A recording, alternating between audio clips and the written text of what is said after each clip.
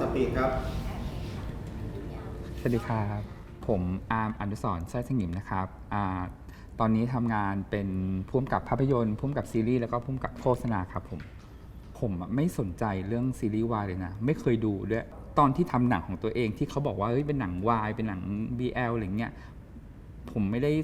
สนใจประเด็นว่าหนังผมเป็นหนังประเภทไหนเลยผมแค่ทำหนัง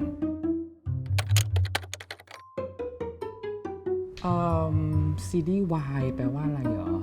แบบนิยามของมันที่จริงคำว่าวายมันมาจากคำว่ายาโยจากญี่ปุ่นยาโอยาโอยแล้วก็ประเทศไทยก็เอาอิทธิพลจากตรงนั้นซึ่งจริงซีรีส์วายเนี่ยมันมาจากงานเขียน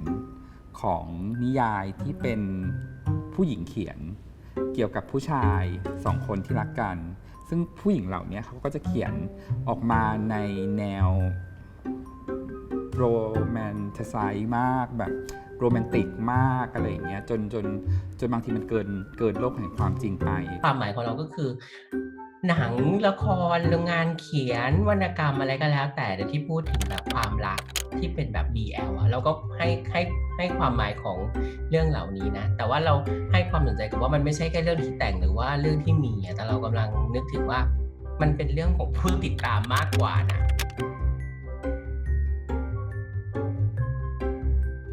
พอเราได้ดูเรามีความรู้สึกว่าเราชอบบรรยากาศชอบอารมณ์ของการที่มีเนื้อเรื่องในการเดินเรื่องมันมีความรักของคนที่มันค่อยๆไต่ระดับกันจนในที่สุดมันรักกันโดยมันไม่ได้นึกแล้วว่าตอนนั้นคนที่ยืนตรงหน้าที่เรารักเนี่ยกลายเป็นผู้ชายไงคำว่า BL หรือคำว่า Y มันก็จริงๆมันก็คล้ายกันนะมันก็มาจากคำว่า Boy Love เหมือนกันมันก็เป็นแค่ผู้ชายรักผู้ชายจริงๆคนเราแค่พยายามแบ่งแคตตากรีของความรักแบ่งแคตตากรีของซีรีส์ให้มันชัดเจนแค่นั้นเองสำหรับเรา BL ก็คือชายกับผู้ชายรักกันแค่นั้นแหละคำจำกัดความของเรามันไม่จำกัดเฉพาะว่าเป็น Boy Love หรือว่า Girl Love อะไรเงี้ยสำหรับเราBL ก็คือความรักอย่างหนึ่ง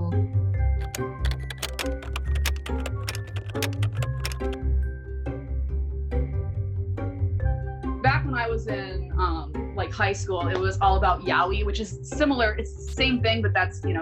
Japanese. It's similar thread because it's like it's two male leads versus a male and female lead, and so I kind of fit into that theme of that. And for me, it's kind of hard to define because people ask me to explain it. I say basically like any other series and movie, except it's a male lead instead of a male and female lead. It's kind of how I say it. And then with Thai BL specifically, it's a lot of engineering students. จริงแล้วกันครับจริง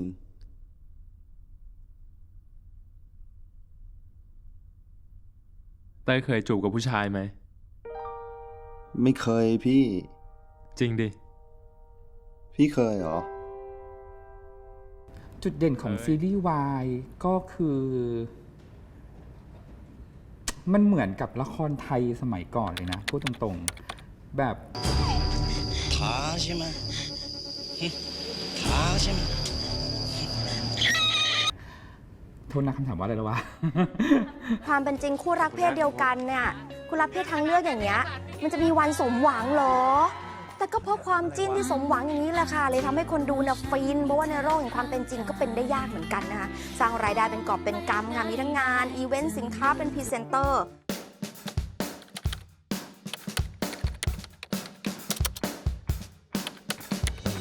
แล้วว่ามันเริ่มต้นมาเมื่อประมาณ10 ปีที่แล้วตอนที่หนังเรื่องพี่ชาย My Bromance ของพี่นิชชี่มันเริ่มดังขึ้นมาตอนนั้นเป็นเรื่องแรกๆเลยที่เรารู้จักภาพยนตร์วายหรือว่าซีรีส์วายหรือว่า BL มันมีคำศัพท์เยอะเนาะที่เรียกกันปีที่แล้วเป็นปีที่แบบซีรีส์วายคือออกอากาศทุกช่วงเวลาการแข่งขันสูงมากแล้วก็การผลิตนิยายของซีรีส์วายก็เยอะขึ้นอะไรอย่างเงี้ยหนึ่งอาจจะเป็นเพราะว่านักแสดงแล้วก็มุมมองที่เราเห็นมันน่ารักอะค่ะมันเหมือนมันไม่ใช่อารมณ์ที่แบบหวือหวาหรือว่าแรงเกินไปเท่าที่เคยดูมาจะเป็นอารมณ์ที่ความสื่อความรักในรูปแบบที่รักในแบบที่เรารักอะไม่จำเป็นต้องแบ่งเพศก็ได้อย่างเงี้ยค่ะแค่รักก็พอเนี่ยตั้งแต่เราความได้ตั้งแต่ ดูซีรีส์ใช่บอกไม่ถูกเหมือนกันอธิบายยากคือนิยายมันต้องใช้จินตนาการอยู่พอเราใช้จินตนาการเสร็จปุ๊บมันก็จะแบบมันดูน่ารักอะมันดูมุ้งมิ้งอะเวลาแบบผู้ชายกับผู้ชายเขาแบบมองหน้ากันแบบผู้หญิงจับมือผู้ชายว้าว แต่ว่าวันนี้ผมกับพี่มิวมาอยู่ตรงนี้แล้วครับผม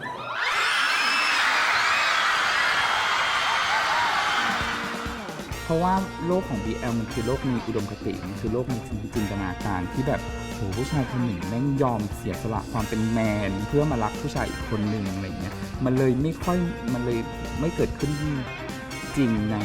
สังคมสักเท่าไหร่เขาอาจจะยอมรับแค่ในซีรีส์เราก็พูดแทนไม่ได้หมดแต่เรามีความรู้สึกว่าเขายอมรับได้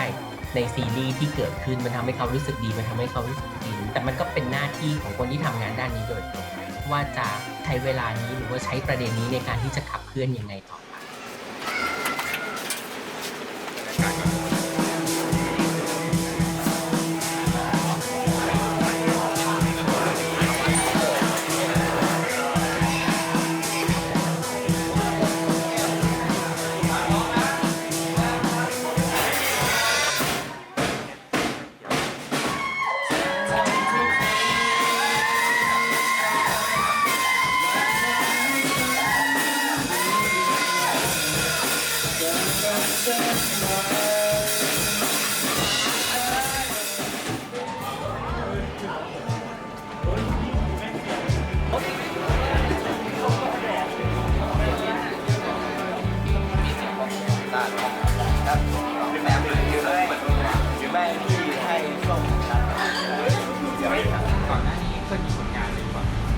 ก็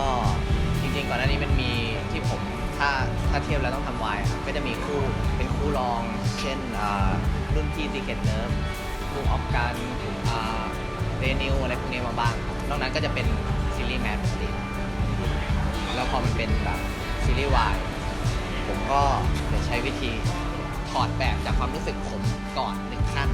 แล้วก็เอามาแทนความรู้สึกกับตัวละครนี้อีก1ขั้นมันก็จะต่างกันประมาณนึงแบบพี่แบบน้องแบบเพื่อนอยากไปเที่ยวกับมึงอยากออกกองมาเจอพวกมึงเวลาคุยกันเวลาทำงานก็เลยกลายว่าผมก็แม่งก็เริ่มรักพวกมันไปด้วยแล้วผมรู้สึกว่าพอตัวละคร2คนมันรักกันค่อนข้างแบบรู้สึกดีไปด้วยมันเคยมีชุดความคิดที่คนมันจะบอกว่า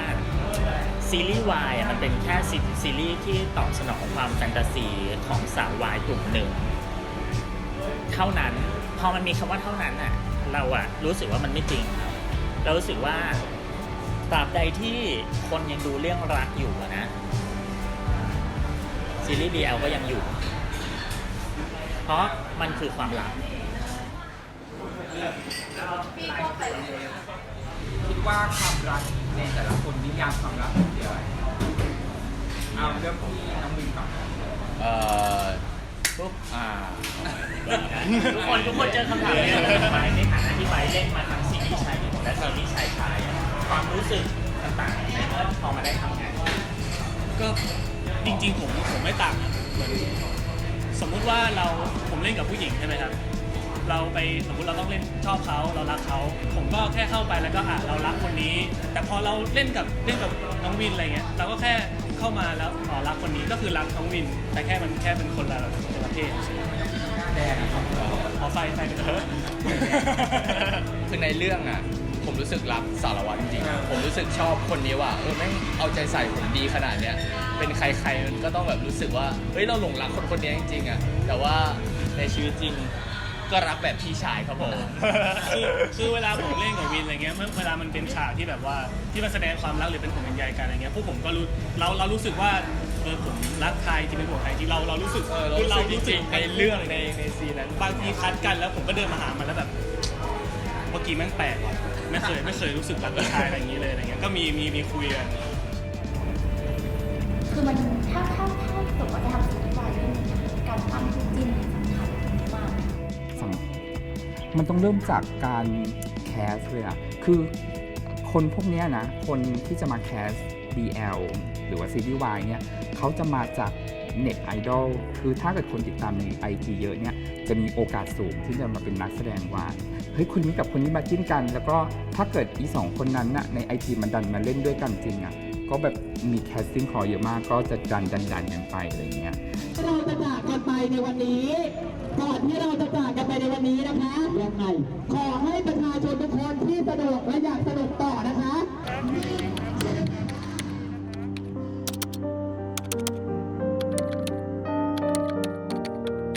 ถ้าเกิดบ้านเราอ่ะมีการแต่งงานแบบชายแบบถูกกฎหมายอ่ะซีรีส์วายอาจจะไม่ดังนะอาจจะแบบว่าล่วงเลยอ่ะเพราะว่ามันไม่ใช่เรื่องแปลกใหม่หรือว่ามันไม่แฟนตาซีแล้วมันจะต้องอยู่อย่างนี้ไปอีกสักพักนึงแหละเรื่องมันก็จะรีพีทซ้ำไปซ้ำมาอยู่อย่างเงี้ยเพราะว่ามันกำลังใหม่อยู่แล้วคนมันยัง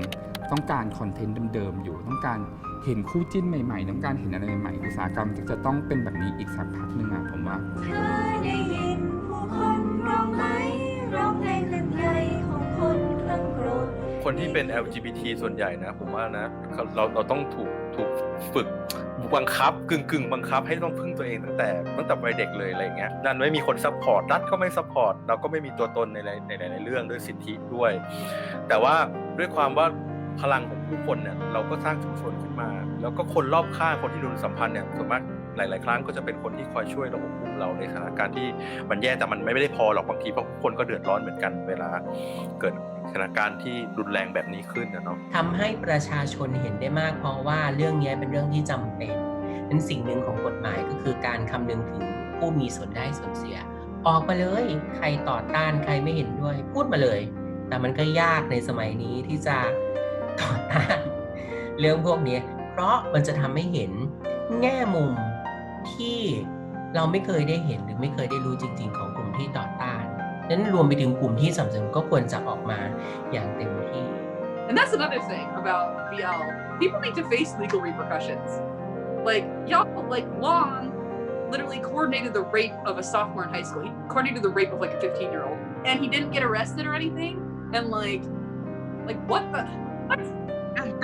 แต่ถึงยังไงอ่ะแต่ถึงยังไงมันก็คือการเรปแหละถ้าเรามองอ่ะเราดูแล้วเราจะรู้สึกว่าเฮ้ยเราไม่ควรปล่อยให้ลูกอยู่กับใครก็ช่างที่เราไม่ไว้ใจใครเลยอะไรเงี้ยมากกว่ามันเป็นเรื่องของมุมมองแบบนั้นคุณอายุ15 ปีอ่ะแล้วคุณเป็นล่วงละเมิดทางเพศคนอื่นแล้วก็ไม่มีการถูกจับหรืออะไรทั้งสิ้นแล้วมันเป็นเรื่องที่ยอมรับกันได้ยังไงในสังคมคนไม่ตั้งคำถามกันเลยเหรอพวกสาววายทั้งหลายตั้งคำถามกันหน่อยสิเรื่องนี้มันไม่ใช่เรื่องที่ถูกต้องแล้วคุณไปสนับสนุนด้วยเหมือนกับการที่ไปยืมมือคนอื่นมาให้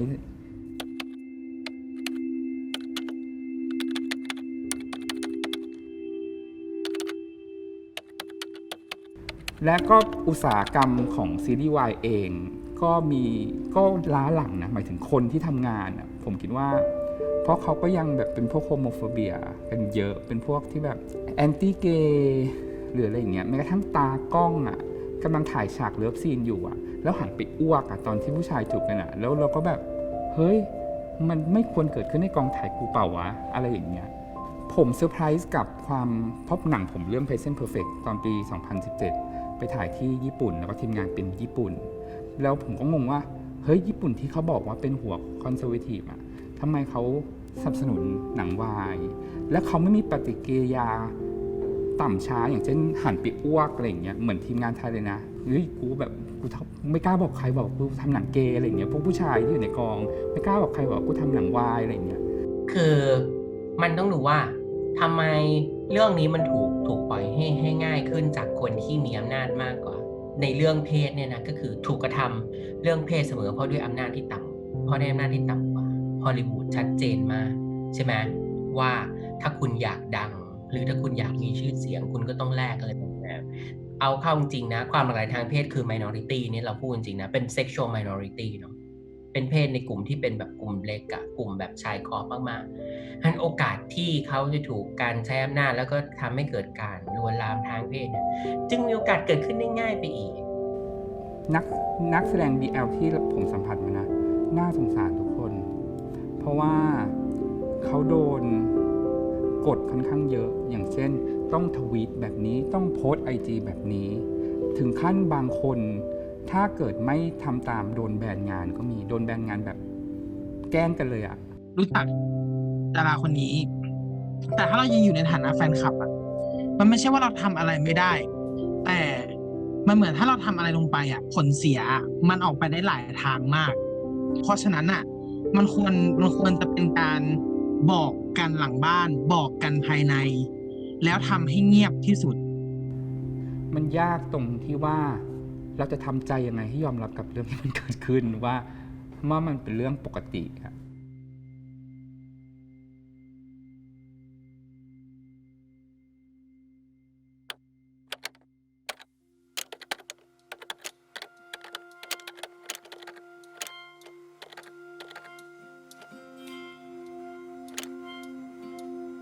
ผมว่าตอนนี้คือยุคของ BL ยุคของซีรีส์ Y คือตอนนี้คอนเทนต์อะไรสปอนเซอร์อะไรก็จะไปลงในซีรีส์ Y กันหมดเพราะว่ามันเกิดการซัพพอร์ตสูงมากเลยนะอย่างเช่นนักแสดงซีรีส์ Y เนี่ยลองดูใน Twitter ตอนนี้จะมี Y อย่างน้อยหนึ่งมันจะมีการแอคทีฟตลอดอยู่ตลอดเวลาดังนั้นคือสินค้าทุกอย่างหรือโฆษณาทุกอย่างหรืออะไรทุกอย่างเขาอยากมาทุ่มกับซีรีส์ Y อยู่แล้วเนี่ยผมขนาดช่วงโควิดเนี่ยผมมีซีรีส์ Y ติดต่อมา3เรื่องก็อยากให้เขาได้รับรางวัลอยากให้เขามีความสุขกับสิ่งที่เราแสดงออกเฮ้ยความรักมันก็คือมันขึ้นติดชาร์ตมันมีของไปถึงเขาอะไรเงี้ยค่ะแล้วก็มันมีบิลบอร์ดมันมีอะไรต่างๆนานาแต่การได้ขึ้นโดยที่ไม่มีสินค้าใดๆแต่ขึ้นเพราะแฟนคลับมันเป็นความสุขของเขาที่เขาแบบที่เขาจับต้องได้นอกจากการไปยืนอยู่หน้าเขาอะค่ะคือ คนกลุ่มนี้เขาเล่นโซเชียลเขามีแรงกระตุ้นที่เขาต้องการให้คู่จิ้นของเขาเนี่ยประสบความสำเร็จที่สุดเพราะเขาจะเอ็นดูมากเลยนะกลุ่มของนี้เขาจะเรียกว่าลูกอะไรอย่างเงี้ยแล้วจะคิดว่าตัวเองเป็นแม่แล้วก็จะเหมือนดูแลลูกอยากให้ลูกสำเร็จอะไรอย่างเงี้ยมันเป็นความเอ็นดูอย่างหนึ่งที่แบบแฟนคลับเขาอยากแสดงออกอะอย่างอาร์มเลี้ยงแมวอะอาร์มก็จะเรียกแมวลูกอะไรเงี้ยมันเป็นความเอ็นดูที่แบบมาจากความรู้สึกอะไรเงี้ยเราไหล Twitter ไหล Facebook หาไหล IG หาเอาโอเคเรามีรูปเซฟแค่นี้บางคนเขาก็สุขแต่แค่นี้บางคนเขาก็อ่ะมีไม่รู้ตังค์เนี่ยแต่โอเคก่อนของพิมพ์ไม่ออกซื้อน้องอยากได้อะไรรวมตังค์กันซื้ออะไรอย่างเงี้ยก็ต้องยอมรับว่าเขารักมากและเขารักด้วยความบริสุทธิ์ใจอยากให้นักแสดงเขาสำเร็จอยากให้คู่จิ้นเขาดังระดับโลกงั้นเขาอยากประกาศให้โลกรู้ว่า2 คนนี้แม่งเจ๋งมากเพราะซีรีส์ Y มันไปทั่วโลกมันไปทั่วโลกจริงๆขนาด Present Still Perfect เพิ่งลงเน็ตไปเนี่ยคือคนดูแล้ว80 กว่าประเทศอะผมก็ไม่คิดเหมือนกันว่าตอนแรกจะมีเยอะขนาดนี้แล้วมันไม่ใช่แค่ในประเทศไทยตอนนี้มันลามไปถึงลาตินอเมริกาคือฐานแฟนคลับของอาร์มที่บราซิลที่เม็กซิโกนี่คือเยอะมากประเทศไทยอยู่อันดับที่17ประเทศหนึ่งเป็นประเทศสหรัฐอเมริกาซึ่งมันไปทั่วโลกแม้กระทั่งประเทศที่เราไม่คิดว่ามันจะมีอย่างอิรักอย่างซาอุดิอาระเบียเขามีมาดูคือซีรีส์ Y มันอาจจะเปลี่ยนแปลงสังคมได้เลยนะอย่างเช่นก็ทำกิจกรรมโพสต์ระดมทุนช่วยโรงพยาบาลเด็กในโครงการ Hug for Hope พาน้องกลับบ้านค่ะแล้วก็ขายเสื้อนะคะหาทุนสร้างอาคารศาลาปฏิบัติธรรมวัดปากเหมืองจังหวัดเชียงใหม่ด้วยโพสต์แป๊บเดียวได้เงินถึงหลักแสนเลยนะคะขณะที่เพิร์ทนะคะมีกิจกรรมกับแฟนคลับนะคะอันนี้ลงพื้นที่เลยไปเขาใหญ่ค่ะน้องก็บอกว่าไปดูศูนย์อนุรักษ์ช้างไทยนะคะที่โคราชด้วยก็ไม่ต้องพูดถึงแล้วค่ะถ้ายิ่งจับคู่ทำงานการกุศลเป็นแพ็คนะคะแรงระดมทุนช่วยเหลือนิดเป็นเท่าตัวเลยค่ะซึ่งตอนรุ่นผมเรียนมันไม่มีอะไรแบบนี้เกิดขึ้นเวลาที่คุณดูเรื่องความรักความสัมพันธ์ของผู้คนที่มันอยู่ในซีรีส์ที่คุณเห็นแล้วก็คุณอยากจะให้มันสมหวังให้มันอะไรเงี้ยในชีวิตจริงของทุกคนก็เป็นแบบนี้แต่ชีวิตตัวคนดูหรือชีวิตเราเองสิ่งที่เราอยากได้ก็คือแบบการถูกมีความรักที่ดีหรือการได้มาซึ่งความรักนั้นคุณก็ต้องคิดเสมอนะว่าสิ่งที่คุณดูมันเป็นภาพตัวแทนนั่นแหละในการที่คุณดูเสพความสุขจากสื่อแต่ว่าในชีวิตจริงเนี่ยถ้ามันไม่ได้เป็นแบบนั้นแล้วก็ต้องตั้งคำถามแค่นั้นเอง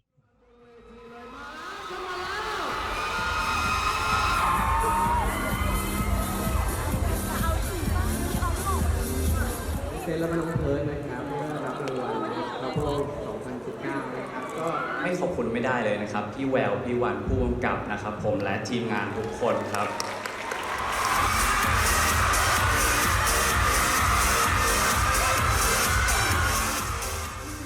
ถามอีกเยอะมากเลยอยากรู้เยอะ ได้ค่ะ